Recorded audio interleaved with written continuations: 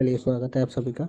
आज फाइलेरिया के बारे में डिस्कस कर लेते हैं हम लोग। थोड़ा सा इंपॉर्टेंट पॉइंट जान लेते हैं। फाइलेरिया, जिसको हम हाथी पाँव भी बोलते हैं, ठीक है। हाथी पाँव मतलब एलिफेंटेसिस भी बोलते हैं अंग्रेजी के अंदर। ये एक प्रकार की वेक्टर बोर्न डिजीज होती है, सबसे पहला पॉइंट।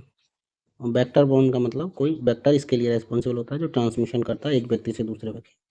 तो इम्पोर्टेंट जो वेक्टर होता है कूलेक्स मॉस्किटो होता है इसका, ठीक है। इसके अलावा एनाफिलीज भी होता है। तो ये वेक्टर होते हैं इसके।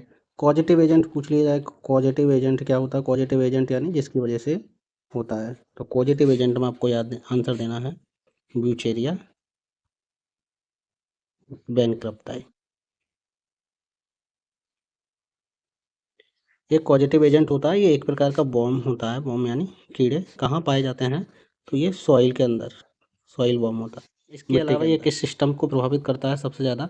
तो सबसे ज़्यादा लिम्फेटिक सिस्टम्स को ये प्रभावित करता है, ठीक है। जो लिम्फेटिक वेसल्स होती हैं उनके अंदर जाकर ये, ठीक है, रुक जाता है। और सबसे ज़्यादा इन्फेक्टेड जो ऑर्गन होता है वो मेनली जो होते हैं लेग्स होते हैं, ठीक है, पैरों में। इन्फ्लामेशन, लेग्स के अंदर सूजन, पैरों में सूजन कर देता है, इन्फ्लामेशन कर देता है। इसके लिए अगर बात करेंगे ड्रग्स ऑफ चॉइस कौन सी है, कौन सी दवाई है जो इसके लिए यूज की जाती है? चॉइस तो डीईसी यूज की जाती है, डाई इथाइल कार्बेमाजिन। और एल्बेंडाजोल यूज की जाती है, एल्बेंडाजोल, ठीक है। ये दोनों के दोनों याद रखना है, दवाई इसके लिए इस्तेमाल की जाती है। इसके लिए एक प्रोग्राम काम करता है जो 1955 में लॉन्च हुआ था, नेशनल फाइलेरिया कंट्रोल प्रोग्राम 1955 में।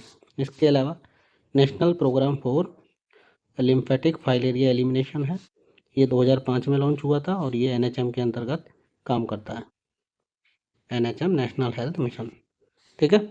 तो ये इंपॉर्टेंट पॉइंट फाइलेरिया के बारे में आपको पता होना चाहिए, क्वेश्चन आते हैं इससे। तो थैंक यू सो मच।